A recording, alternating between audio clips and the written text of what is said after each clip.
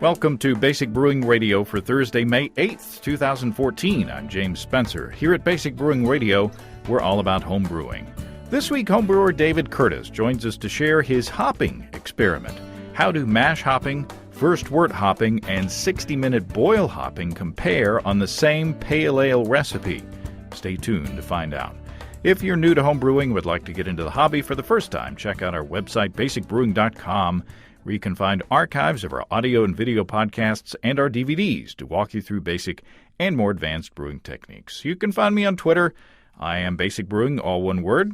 Also, you can find me on Facebook at facebook.com/basicbrewing.james, and our show page on Facebook is at facebook.com/basicbrewing. We're on the Google Plus, too, and thanks again to everybody clicking on the Amazon.com associate link on our basicbrewing.com site. Whenever you think of Amazon, think of us first. Go to our website first, click on our Amazon ad. That will take you to Amazon, where you can shop to your heart's content. You won't pay any extra, but you'll be helping us to bring you the show. We greatly appreciate your support. We also have associate links for Brew Your Own magazine and the American Homebrewers Association on our site. You can find our Basic Brewing iPhone app on iTunes and our Android app on Amazon.com. We're in the BlackBerry podcast directory. We're in the Stitcher app. We're on the Windows Phone and what have you. Check out our brewer's logbook at basicbrewingshop.com. In the front is a blank calendar that you can use to track your fermentations and plan your brews. And there is room in the back to log the details of up to 50 batches of beer or mead or whatever you want. If you want to put a tip in our tip jar, some coinage in our guitar case, you can go to basicbrewing.com/support. Thanks to everybody who's done so already. Protect your precious beer with one of our growler bags. Check those out at basicbrewingshop.com. The Basic Brewing bottle openers are back in stock and heading out the door again. For a limited time, you can get a free bottle opener with the purchase of any of our DVD combos. Quite the deal. Steve Wilkes and I are going to get together this week to shoot a video episode featuring my split batch stout experiment. I brewed a stout, kind of on a stout kick here lately. And I split it into two halves. One half was pitched with the Belle Saison yeast, and the other with the T58 yeast. And Steve and I will compare those to a control that was fermented with US-05. So I think that will be a fun one. As we near the end of May, we're just getting started in May, but I can see it in the distance there. As we near the end of May, once again, I want to remind you that we'll be taking June off from posting episodes. We will still be hard at work brewing and going up to Grand Rapids for the National Homebrewers Conference, and I've got a long list of episodes that we'll be recording up there. So we won't be taking, we'll be taking it easy a little bit, family vacations and such, but no worries. We will be back after June, refreshed and full of good content. We'll be full of something. I'm preparing my presentation on small batch brewing, which is scheduled for Saturday afternoon at the conference. I've got some stiff competition in that time slot. I'm going against Randy Mosher. No biggie. So it may be just me, Steve, and Andy there in the hall, but I hope not, because I've got some fun stuff to share and some good info. And at the end of the presentation, I plan on asking the participants to share their experiences with small batch brewing, because I'm all about gathering information as well as giving it as well. Also presenting on Saturday is our guest today, David Curtis. David is up the first thing in the morning on Saturday. He is, that's not an enviable position, but he's got some really good information, as you'll hear today. He's going to be giving a presentation on what we're going to talk about in this show, but there will be far more to hear and taste at the presentation than what you'll hear here today. For those interested in comparing and contrasting mash hopping, first wort hopping, and standard boil hopping, I think this is very useful stuff. Now, we'll still have a lot of good information to share today. It's just that there'll be bonus stuff if you make the effort to get up at 9 o'clock on Saturday morning. David Curtis, welcome to Basic Brewing Radio. Thank you for having me, James. You're up in or near Kalamazoo, Michigan? Yeah, I actually just last year moved a little bit out of town, but I'm lived in Kalamazoo for quite a while, and I work downtown still. So, And you are the manager of the homebrew shop at Bell's? yeah, Bell's General Store. If you visit Bell's in downtown Kalamazoo, we have a pub which is called the Eccentric Cafe, and connected to the pub is our store. And our store is primarily, at least to me, primarily a homebrew shop. We also sell Bell's beer as well as apparel, Bell's apparel, and other fun stuff there. So, And I was saying that I was telling you before we started recording that I asked you how long how long Bell's had a homebrew shop, and you had an answer that surprised me. yeah, Bell's Brewery actually started in 1985, but before that, Larry Bell started selling homebrew supplies in 1983. So the store actually predates the brewery by a couple of years, and then he sold his first beer in '85. So we've been Bell, in one form or fashion, we've been a homebrew shop for that long, which is pretty cool. Cool. You have a really cool experiment, and one that I've been curious about, or it covers an area that I've been curious about for quite some time. Why don't you talk about the parameters? Well, I think when I first started brewing, I got into, I did the extract thing for about a year, and I really started to get into certain beer styles, and hops were something that really came on to me pretty quick. And I started to learn about all the different methods of hopping, like dry hopping and everything. First wort hopping was really becoming, you found it in all sorts of recipes, and people were talking about it in the homebrewing world a lot. It was something that had kind of been forgotten about since the early part of the 20th century, and then kind of been rejuvenated in the 90s. And everybody, it was always accepted that,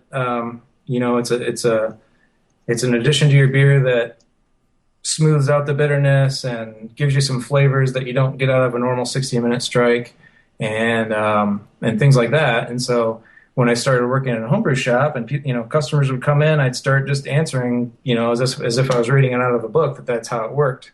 And I'd read a few experiments here and there, but there was always some catch where, well, this was brewed here and this was brewed there, and they weren't, the beers weren't exactly the same, but this one always seemed more smooth and round. And I thought, why not isolate something like that? Try to isolate the hop addition so that you're actually comparing apples to apples and trying to find out if it is just in your head. And you can brew any beer and tell yourself that it's more smooth, and if it's your beer, you can talk yourself into just about anything. So my idea was to get it to as many people as possible. And actually, working at Bell's, I have access to a lab, which a lot of homebrewers don't. So I kind of thought that was something to take advantage of and get some real analytical data out of it as well. So we should say that you are giving a presentation on this experiment at the Homebrewing Conference in Grand Rapids, and it's going to be on Saturday morning at 9 o'clock. Yes, and I'm sure everyone's going to be up bright and early for that. If you're thinking about drinking a lot on Friday night, I'd ask you to reconsider it in favor of my presentation the next morning. And in order to help boost attendance for your session, we are not going to give you all the information that you have. So you are going to be able to give the participants that are going to be live in person more information than they'll be hearing here today. We'll give our listeners plenty of stuff, but Yeah. if you're there in person, you can hear more. And at this point, you and I are planning to get together when we are up north next month, so that we can possibly do a second tasting and then talk about the numbers then. So, our listening audience won't be left out. They'll just have to wait a little longer. Yeah, I think anything that gets more people to that presentation is probably a good thing. I've pulled that slot before, and it's not fun. Yeah, this is my fifth. This will be my fifth conference, and I don't think I've ever made it to a 9 a.m. Saturday presentation. So I'm going to have to. Okay, we'll talk about the design of the experiment. What are we talking about here? Well, I should mention before I go too far that the first wort hop wasn't the only thing that I looked at. I also wanted to look at mash hopping, which is something that is even less well known about, I think, than first wort hopping, and it's probably even less used, certainly, in my brewing. The idea was, to make a basic recipe, it started off as kind of a pale ale. I think it's more of a blonde ale now that it's done, but the idea was to brew 3 beers, and I actually got a lot of help from you on this, so I appreciate that. You were probably the first person I reached out to. And I did a beer that was the same grain bill across the board, same gravity, everything. One had a 60-minute strike. I used Cascade hops. Another was only a first wort hop strike with the same amount, but nothing else in the boil. And then the third is a mashed hop beer with the same amount of hops, only in the mash, so there's no hops in that boil at all. And the idea was to isolate the 3 hopping types, I guess. You could evaluate them for flavor, aroma, bitterness, all that good stuff, and then also to get some analytical data to find out. That's what I was really after to start with, was how much bitterness do I get out of a first wort hop compared to a 60-minute, and how much do I get from the mash. So it's the same ingredients for each 3-gallon batch, and same amount of hops, just put in different times in the brewing process. The mash on one, first wort on the second, and a traditional 60-minute boil on the third. I would assume that mash wort hopping just means that you put the hops in there with the grain at the start of the mash, right? Yep. And it's such a minuscule amount too. It was almost kind of, when I brewed that one, I felt like, boy, I really wish I had stepped up the hops a little bit. But it's 1 ounce of Cascade hops. I ground my grain and had them in a bucket, and I threw my hops in there and then just doughed it all in together. So they were in for the entire mash. And then the real question is how much of that makes its way into the kettle, and what happens. Does it isomerize or does it not, or how does that work? And describe how you did the first wort hopping, and how long those hops were in contact with the wort before the boil started. I have that right here. The first wort hop. Let me look at my times here. I have an electric system in my basement, so I'm able to keep things fairly consistent. This was the coldest winter ever, so I know if I'd have been brewing outside in the middle of February like I was doing, I wouldn't have got to a boil nearly as fast as I did in my basement. So I would typically, from start of my runoff to when my boil begins, I'm at somewhere around a half an hour, which, so my as soon as the bottom of my kettle was filled with wort, I dropped the hops in. So you're looking at, I think, maybe 35 to 40 minutes between that time and when the boil actually started. And then for the control, I call it the control batch, the one with the 60-minute addition, once my boil starts, I waited 15 minutes just because that's my standard operating procedure at my house. As soon as I see a bubble, basically, and I get any signs of boiling, I set my timer for 15 minutes to wait for all the troop or the protein break and all that stuff, and then I start my 60 minutes after that. So technically, it's a 75-minute boil. Yeah, I think I do basically the same thing. Yeah, I was a little more precise with this one just because I wanted consistency. Sure. And I took everything I could. I took pHs in the wort, all along the process to kind of see if things changed there. I documented as much as I could because I really wanted to I have an engineering background, so I really wanted to be precise and kind of stick to my roots. Cool. Well, you sent us 2 sets of bottles, one labeled A, one labeled B, and one labeled C. Yeah. And Steve Wilkes and I sat down and sampled those. And then on the next day, I believe it was the next day, I took the second set to the Apple Blossom Brewing Company, and Nathan and Sammy there helped us out. And I recorded the reactions on those 2 tastings. So why don't we have a listen? Steve Wilkes, welcome to Studio A, here above the garage. Yeah, thanks, James. It's always a pleasure to be in Studio A. we've been sampling these 3 samples, A, B, and C, and you know the parameters of the experiment. Yes. You know what we're trying to suss out. I don't know what sus means. I don't think I just made that up. No, you didn't. I know what it means. But we're just not telling you. So my samples are all gone. Yeah, I noticed we've that. each had half a bottle of beer in our little cups here, and my samples are gone, and you've got like half of your samples left. Well, I'm going to take some home in a doggy bag. If you got... I can't eat it all here. So, okay, A, B, and C, what are your impressions? I do a really good W.C. Fields. Of the beers. Oh, I'm sorry. Okay. A is first of all they're all nice beers. They're all good and clean. There's no defects in them at all. In fact, I wish I could brew this cleanly. The beer number A has very little bitterness at the back end, so it doesn't. There is hop character, but the hop character is all at the front. When you poured the beers, it's the only one of the 3 that had a hop aroma to my nasal palate. Ew, that's kind of disgusting. At any rate, it's the only one that had an odor, and the odor was really nice. I know that it's Cascade hops, but it didn't have a Cascade smell to me. I would have thought it was even maybe Mosaic or something.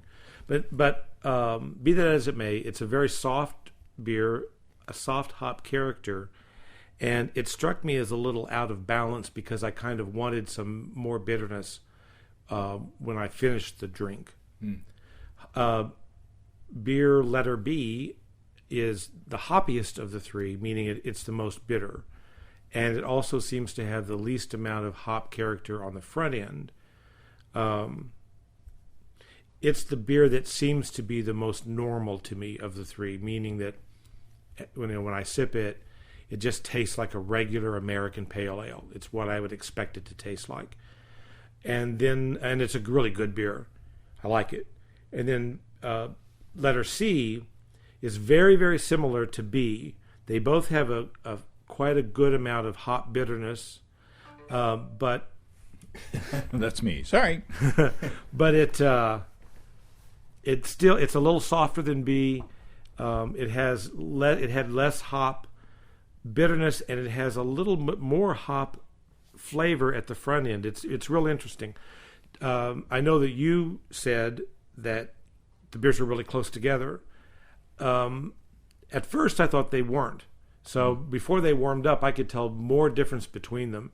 As they warmed up, they became more and more similar, particularly B and C. A is still the Rodney Dangerfield of the 3. He gets no respect. Just getting no respect. Oh. The other day, my girlfriend said, "Come on over, nobody's home." I went over, nobody was home. No extra charge. No extra charge. I'll be here all week, folks. Try the veal. Yeah. So, if you were to guess which was the 60-minute edition, the mash hop edition, and the first wort hop edition, which would they be? Okay. I would argue that A is the mash hop edition, that B is the 60-minute edition, and C is the first wort edition. That's the order that I have them in. And watch me be completely wrong. I'll tell you why I think that. I think it because the A has the least amount of hop bitterness, and if you only add the hops into the mash and then you withdraw the hops from the boil, which I've never done, so I don't have a reference point, but just my somewhat educated guess tells me that is going to have the least amount of isomerization, so it's going to be the least bitter. Then there's B is the most standard tasting of the 3 beers. It tastes like I expect a pale ale to taste. So I'm just going with that's the good old 60-minute boil that everybody does. It's what I'm used to tasting. And because I only have one more choice and one more beer, I'm giving that to the first wort on the right side. Well, these beers are all 3, in my impression. I mean, we sat here for what, 30 minutes, letting these warm up and tasting and you've got more samples to sample. But these were very similar Now David had written me an email saying that C was a little bit more carbonated than the other two. So I think as they warmed up, that difference became less because the carbonation was less of a factor. Very hard in the beginning, but as they warmed up, I think it became more easy, or easier, as we in English say. We could. More easiest. Yeah. I'm going to go along with you and say that A is the mash hop. I'm going to say that B... No, wait, you said B is the 60 I said minute? B was 60 minute. Okay. I'm going to say that... I guess I'll agree with you then. Okay. I was gonna come out with a startling revelation, but then I'm going to say B is the 60-minute edition, because I think it is a little bit, the bitterness impression is a little bit more to me. And they say that first wort hopping has a little bit of a more rounded character to the bitterness. Yeah, I haven't heard them say that, but I'll sure agree with it based on my choices. Okay, so shall we now? Here we have the answer key, which is sealed in an envelope that has been hermetically sealed in a mayonnaise jar on Funkenwagnall's porch. Well, and let me hold it to my forehead. That's right. Hickory dickory dock. Hickory dickory dock. Hickory dickory dock. Who do you go to when you have a problem with your hickory dickory?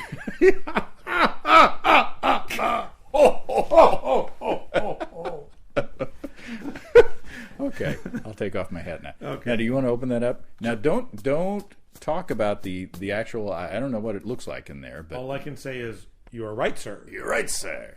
Okay. Don't talk about the IBU measurements. Okay. Just talk about which method, because we want to save that for the conference.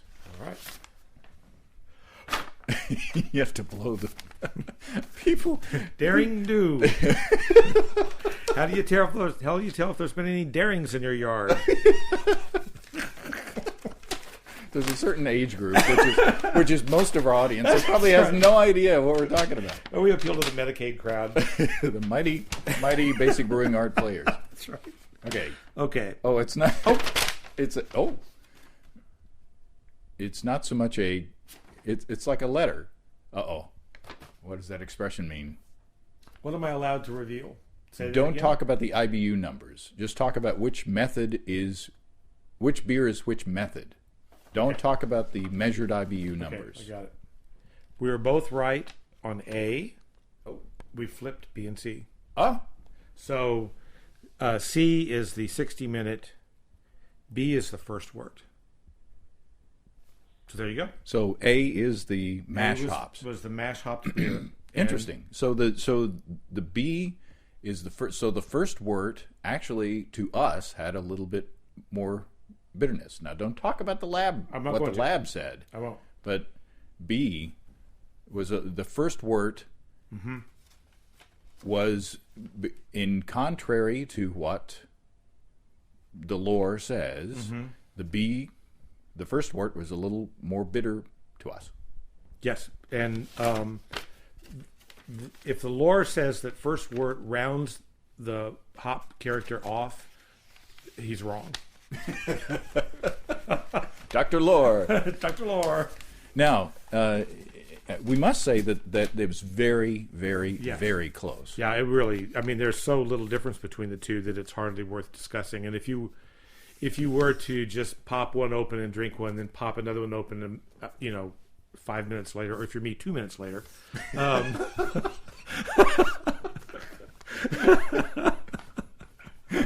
you would never know the difference. All right, excellent. Well, thank you, Sarah. Thank you. It's been a pleasure. Here we are in the brewery at the Apple Blossom Brewing Company, and you guys introduce yourselves. I'm Sammy Stevenson, one of the owners. I'm Nathan Trawl, the brewmaster. I'm putting you guys on the spot. We have the 3 samples here in front of you, and your challenge is to differentiate between the 3. Who wants to go first? Please. I'll go first. So just going through my notes, I found A, which I believe to be a traditional 60-minute hop edition, to kind of have a lighter aroma, what I describe as a more traditional bitterness.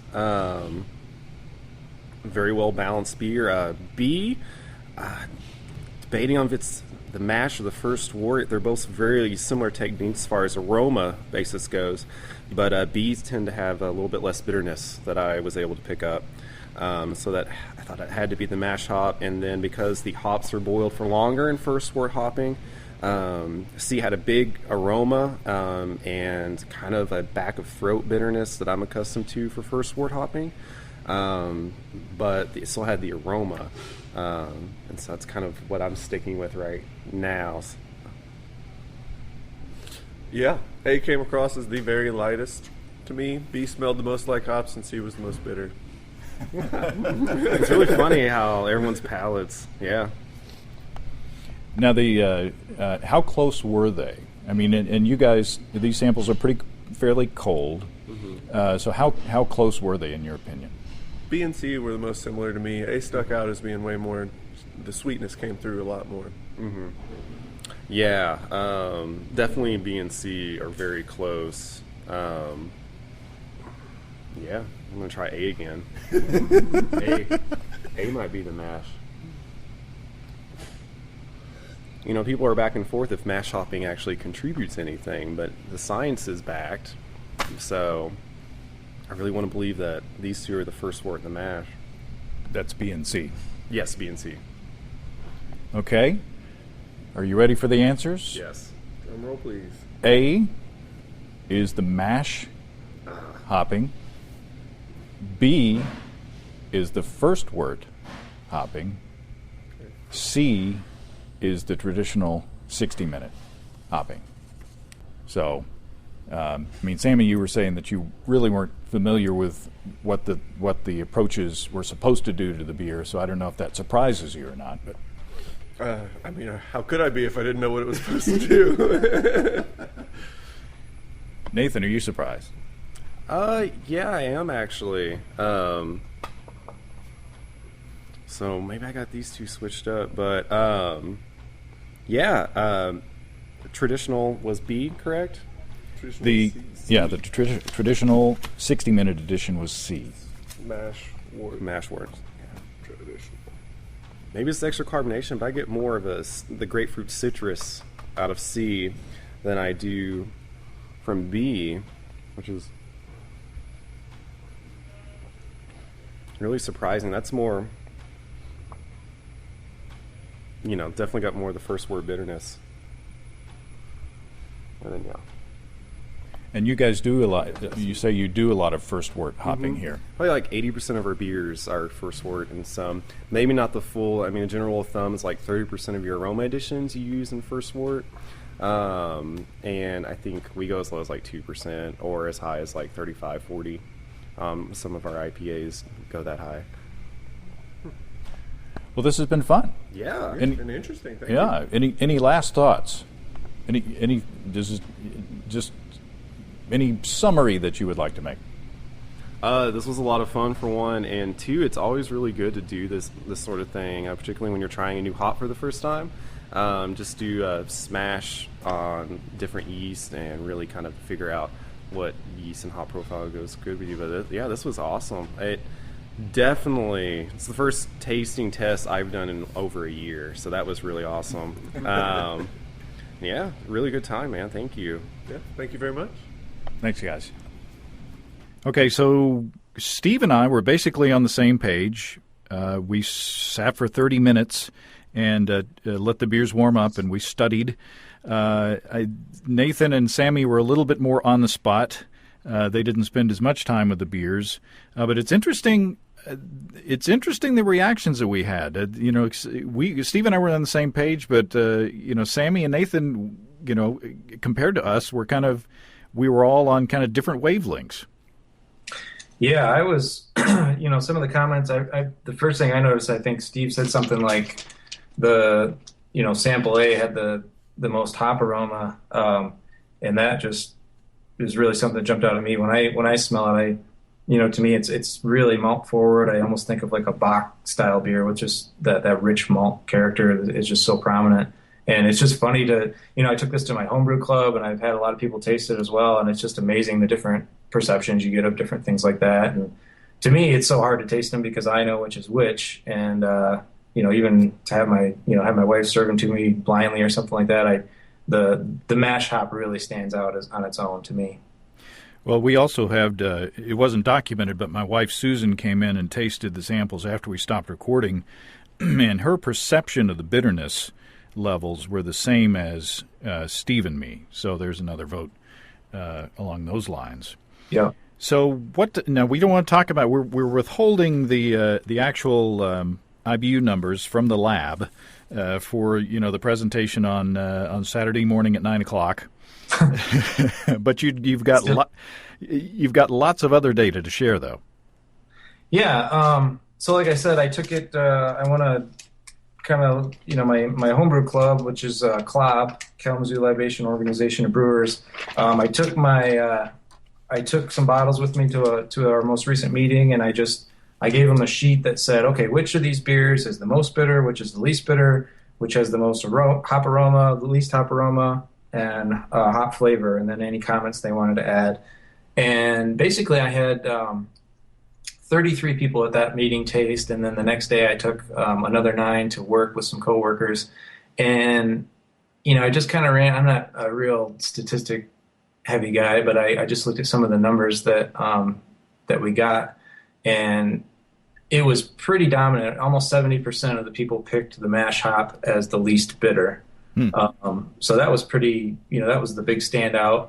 If you look at, aroma and flavor, it's really a mixed bag. I would say most people picked, let me look here. Most people picked B and C, but it was pretty much a 50-50 blend there.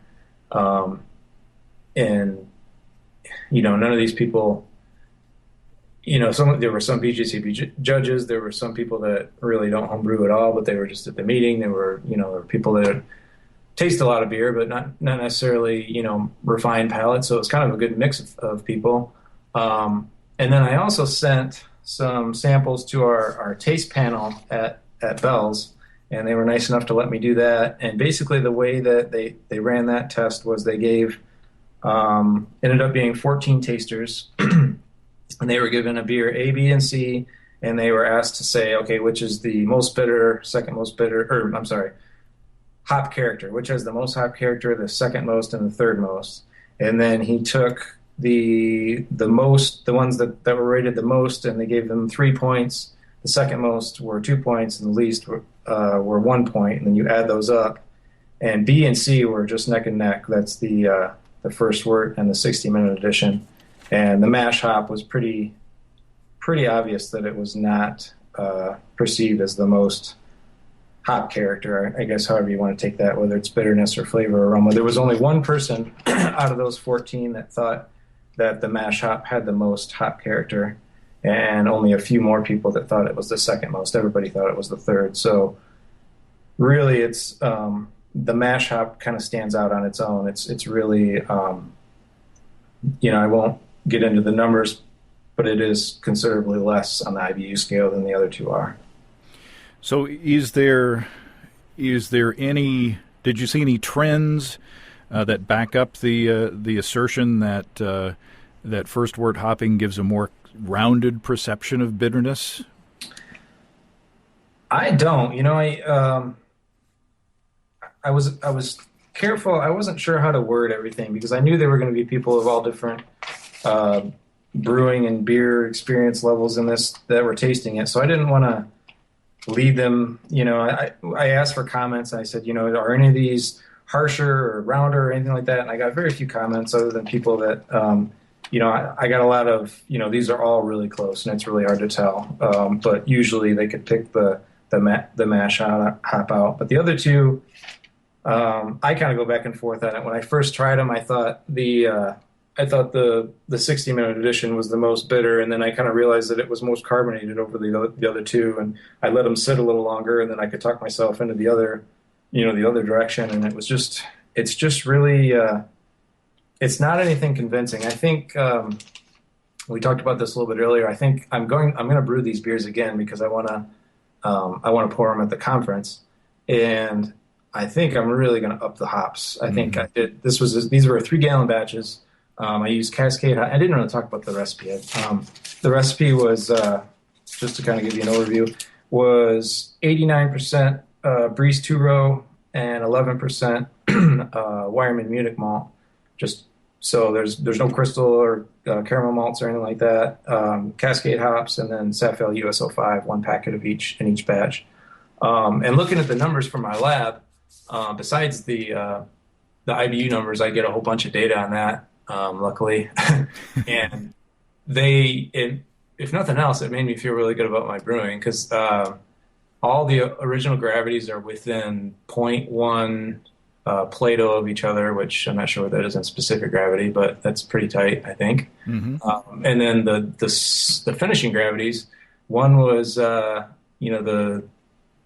first wort hop finished a slight bit drier than the rest, but it was 10-10. Another one was 10-10, and then the mash hop was 10-11. The colors are all spot on. The gravities, alcohol and stuff like that are all right on. But and we should say that your target starting gravity, your original gravity, was 1057.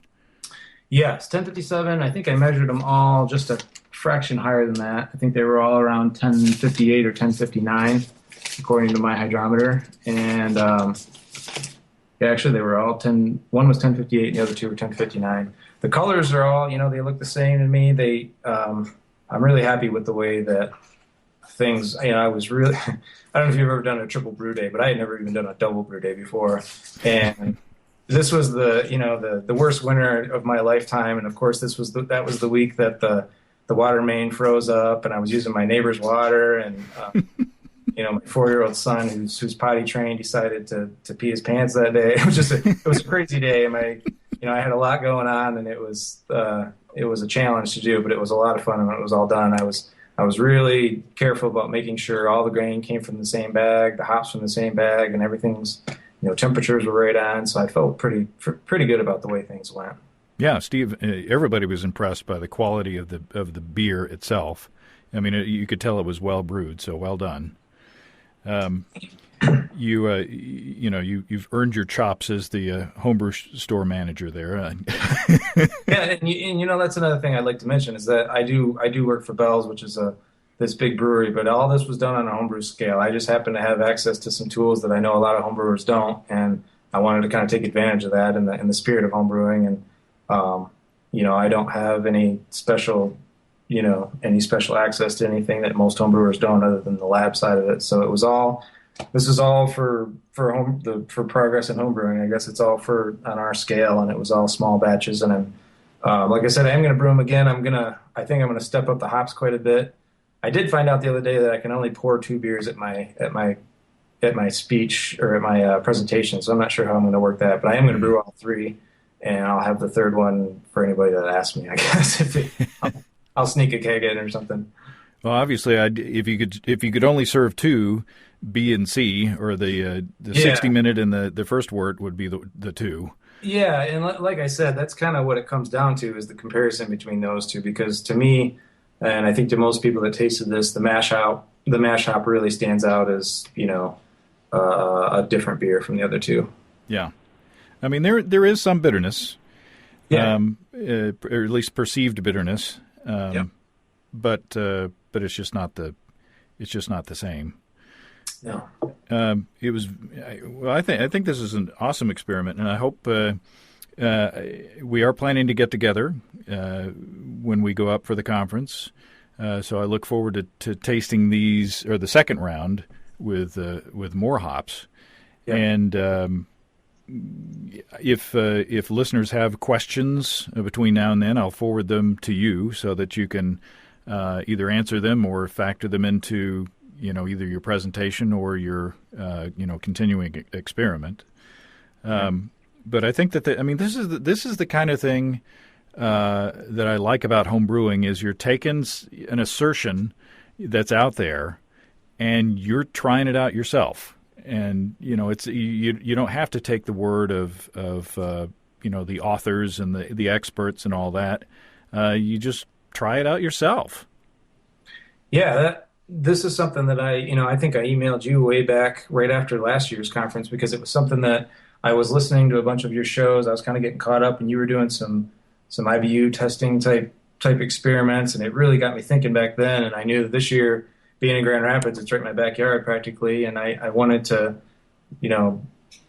bring as much as I could to the conference. And so I reached out to you pretty early on, and Denny Kahn got involved, and Dan Listerman kind of helped me out a little bit as far as putting the project together.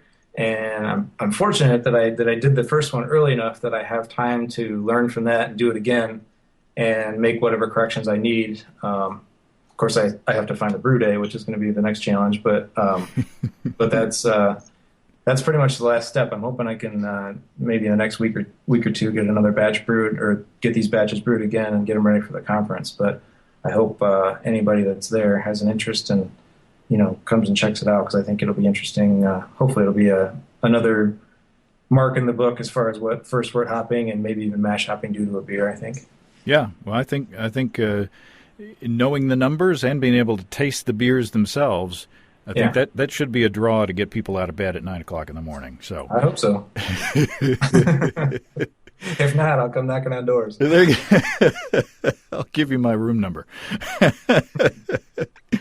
All right, David, this is fun, and I look forward to seeing you in Michigan. Same here. I'll see you in about a month.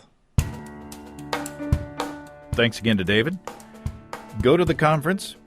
Get up and see him at 9 o'clock on Saturday. You can take a nap during lunchtime. Then you can get up and see me later that afternoon. Really looking forward to learning what David finds out on that second round of his experiment. And don't worry, we'll record a show on it to share with you here on this podcast for those who can't get to the conference. In the meantime, if you have brewing questions, show suggestions, or just want to say howdy, write to james@basicbrewing.com or just fill out the contact form on basicbrewing.com. Please don't forget to tell us where you're from. You will find our new bottle openers on our shop, along with our Basic Brewing growler bags.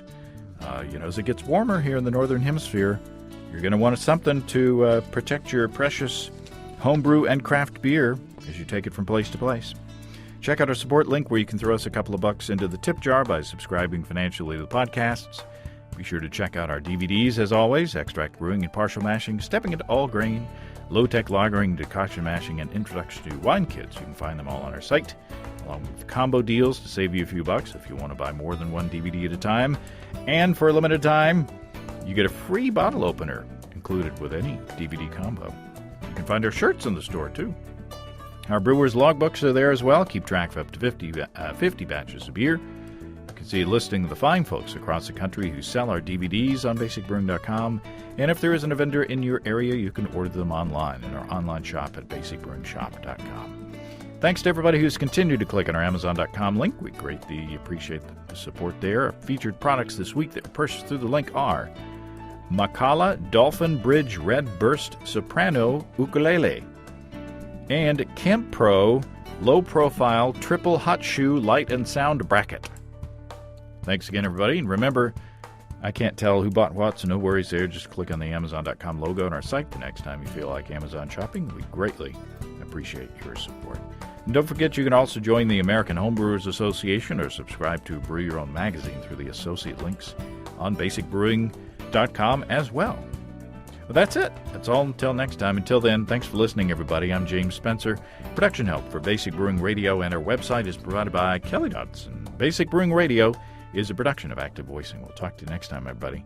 So long.